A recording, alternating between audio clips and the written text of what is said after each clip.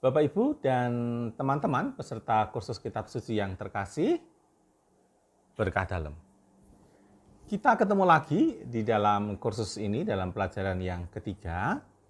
Kita akan membahas PR kita, yaitu kita membuat kolometrik dari Lukas bab 15 ayat 11 sampai 32. Dari PR-PR Bapak Ibu yang saya terima menunjukkan kemajuan pesat bahwa Bapak Ibu sudah semakin tahu apa maksudnya dan bagaimana membuat kolometrik. Satu hal yang kurang adalah teliti. Maka sekali lagi, kolometrik adalah sarana untuk membaca kitab suci dengan teliti. Nah, pada kali ini saya akan mengajak Bapak Ibu untuk mengerjakan bersama-sama tugas itu agar lebih mudah bagi Bapak Ibu memahami dan kita bisa cek bersama. Kita mulai ya. Yuk. Bapak Ibu, kita lihat tugas kita adalah Lukas bab 15 ayat 11 sampai 32. Nah, apa yang biasa saya lakukan akan saya lakukan di sini perlahan-lahan. Ini teks yang kita punya dari Lukas bab 15 ayat 11 sampai 32. Teksnya saya salin semua.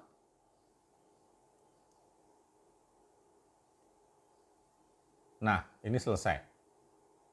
Dari teks ini kemudian saya pisahkan kalimat satu dengan kalimat yang lain dalam arti kalimat panjang. Mulai dari huruf besar nanti sampai titik. Kita lihat berikut ini. Satu kalimat lagi, satu kalimat lagi, terus. Nah,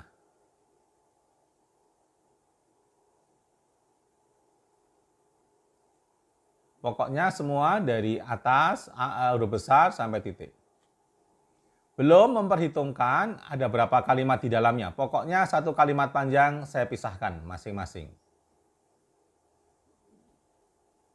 Agar nanti memudahkan bagi kita untuk menganalisa, meneliti lagi kalimat-kalimat itu, apakah ada tuturan langsung atau tidak. Lalu juga kita menentukan apakah di dalamnya ada beberapa kalimat dalam satu kalimat panjang itu. Ya, kita selesai memisah-misahkan, lalu kemudian kita akan meneliti pada bagian-bagian itu mana yang menjorok, lalu apakah dalam satu kalimat panjang ini ada berapa kalimat, akan kita lihat bersama-sama.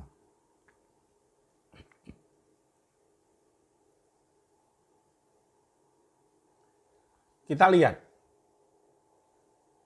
Ini sebuah kalimat panjang dari Yesus berkata lagi, kemudian sampai dengan hakku. Kita lihat kalimat panjang, Yesus berkata lagi sampai hakku. Kita lihat, Yesus berkata lagi, maka ada tuturan langsung dari Yesus. Maka ada kalimat di bawah diturunkan, menjorok. Ada seorang mempunyai 2 orang anak laki-laki. Satu kalimat. Kata yang bungsu kepada ayahnya. Satu kalimat. Karena kata yang bungsu kepada ayahnya, maka ini tuturan langsung dari si bungsu. Maka menjorok lagi. Bapa, berikanlah kepadaku bagian harta milik kita yang menjadi hakku.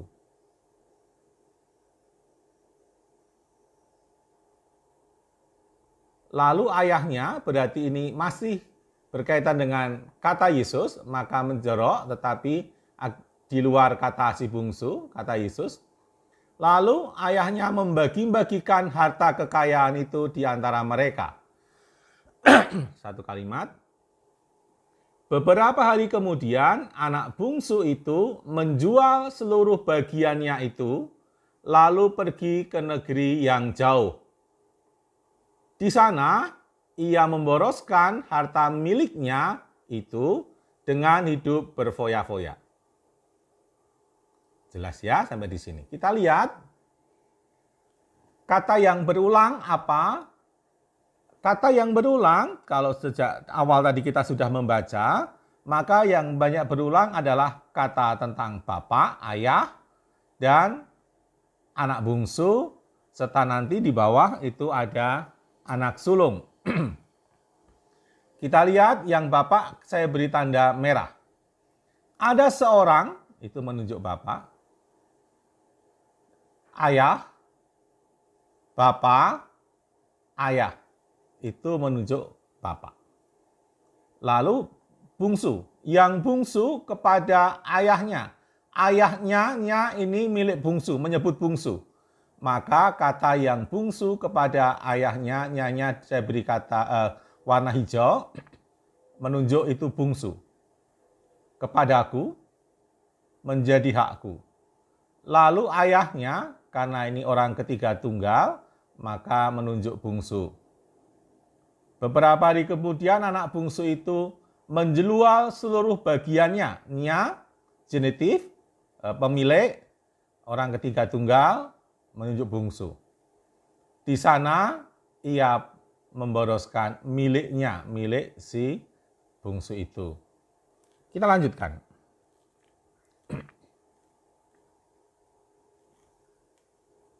Setelah dihabiskannya semuanya, timbullah bencana kelaparan di negeri itu, dan ia pun mulai melarat.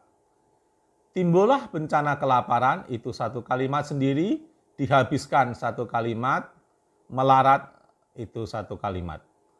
Lalu ia pergi dan bekerja pada seorang majikan di negeri itu. Orang itu menyuruhnya ke ladang untuk menjaga babinya.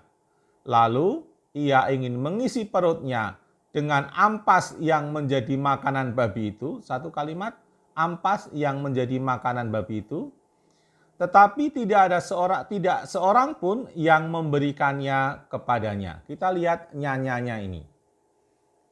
Setelah dihabiskannya, ia menghabiskan, artinya si bungsu, orang ketiga tunggal, ia bungsu, orang itu menyuruhnya, nya menunjuk si bungsu, untuk menjaga babinya, adanya, tapi nya ini adalah menunjuk orang itu. Artinya majikan itu. Orang ketiga tunggal, genitif, pemilik dari orang ini. Lalu ia ingin mengisi perutnya, sama, tetapi tidak seorang pun yang memberikannya. Memberikannya adalah memberikan kepadanya. Ini harusnya memberikannya, artinya memberikan kepada dia. Memberikannya, ini menunjuk makanan. Memberikannya kepadanya. Memberikannya apa? Makanan. Jadi kalau ini ampas untuk makanan babi itu, tidak seorang pun yang memberikannya. Artinya ampas ini maksudnya. Dannya ini si bungsu.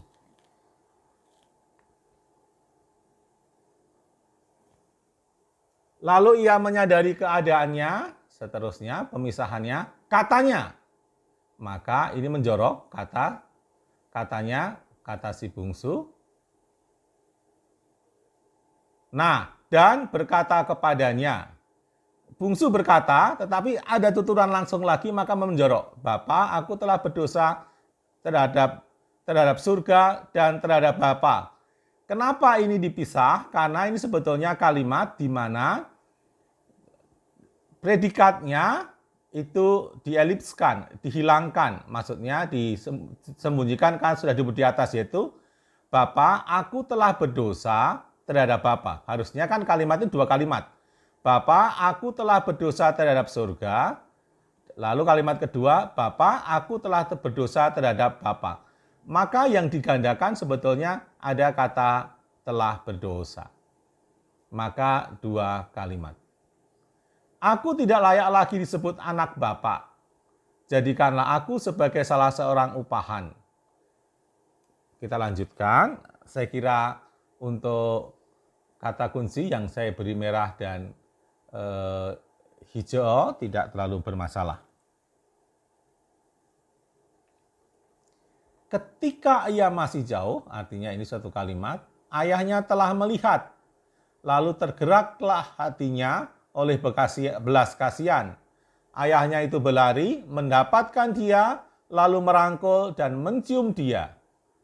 Kata anak itu kepada bapaknya menjorok, dan seterusnya. Jadi ada masalah saya kira di situ.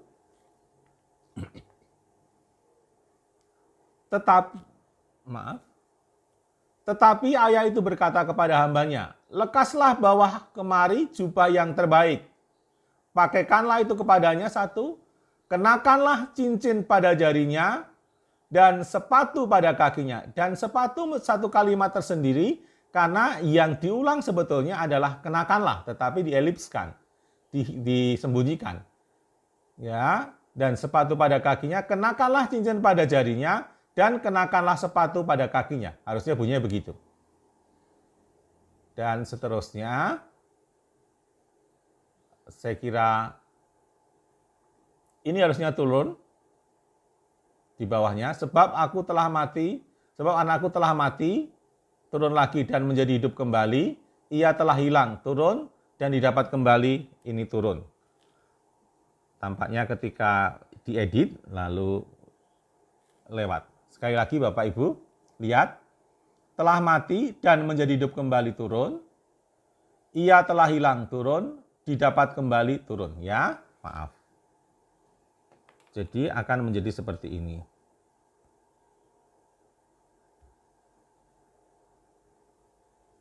Oh, maaf.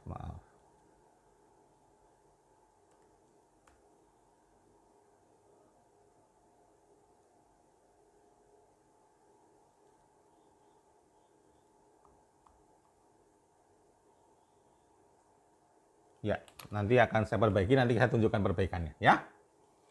Kita lanjut saja. Nah, sekarang kita bertemu dengan warna biru, karena ini menunjuk si sulung. Kita lihat, turun, dan dekat ke rumah. Ketika ia pulang, dan dekat ke rumah, artinya ketika ia pulang dan sudah berada di dekat rumah, artinya satu kalimat. Mendengar bunyi seruling dan nyanyian tarian, bertanya kepadanya. Nya ini menunjuk hamba.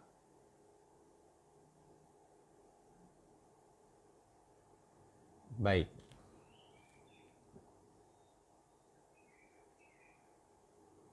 Nah, ini ada warna biru, ada merah, dan ada hijau menunjukkan itu.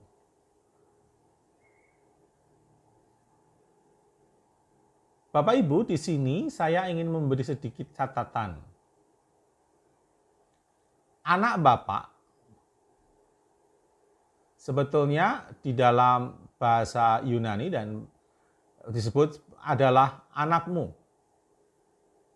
Ini baik, jadi tetapi baru saja anak Bapak yang telah memboroskan harta kekayaan Bapak. Kalau hanya kalimat seperti ini, maka tidak kelihatan sesuatu yang luar biasa. Tetapi ketika si sulung mengatakan, tetapi baru saja datang anakmu, nah ketika dia menyebut bapak sebagai mu, maka anak sulung mau mengatakan bahwa dirinya terpisah dari anak bungsu. Dia bukan bagian dariku. Betul saya anakku, anak bapak, tetapi itu anakmu. Jadi seolah-olah mau memisahkan. Menganggap bahwa adik itu bukan adiknya, bukan bagian dari dirinya. Ya, itu catatan saja. Terus, ya, kita sekarang selesai dengan tugas ini.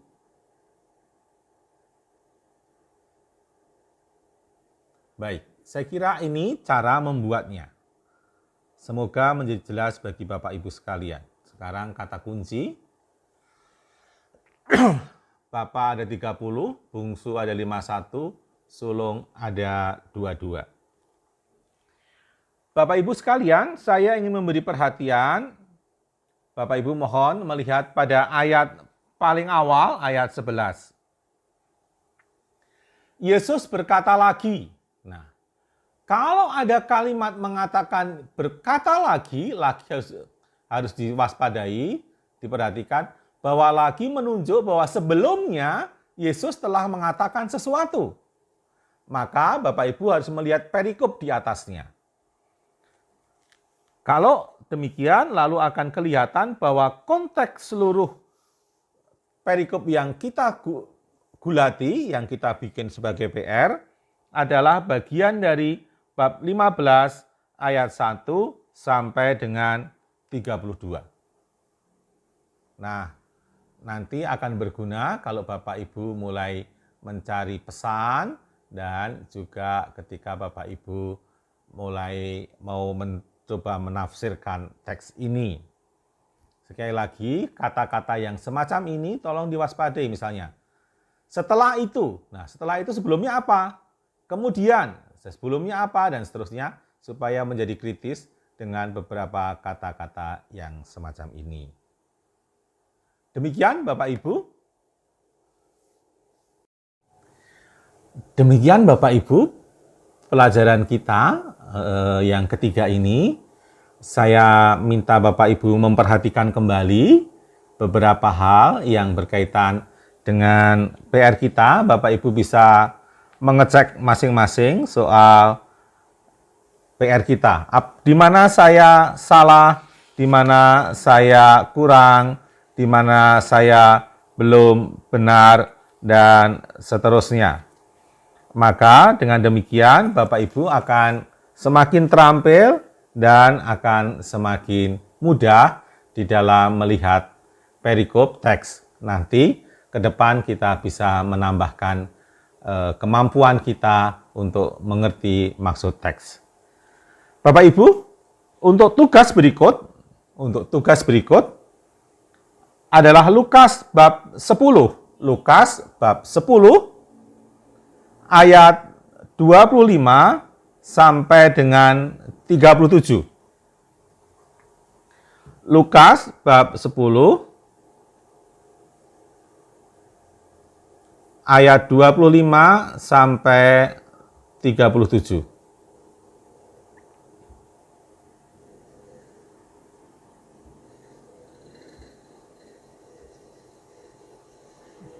Bapak Ibu jangan lupa PR-nya adalah Lukas bab 10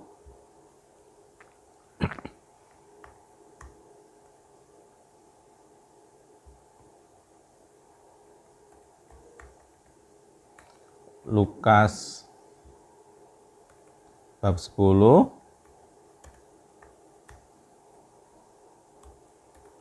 25 sampai dengan 37.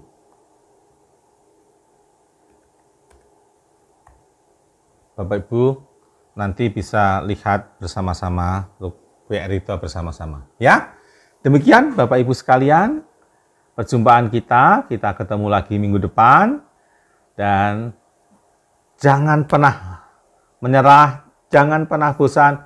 Yuk, tetap semangat mengerjakan PR ini. Yang penting adalah supaya kita belajar membaca kitab suci dengan teliti. Oke, sampai ketemu lagi di minggu depan. Berkah dalam.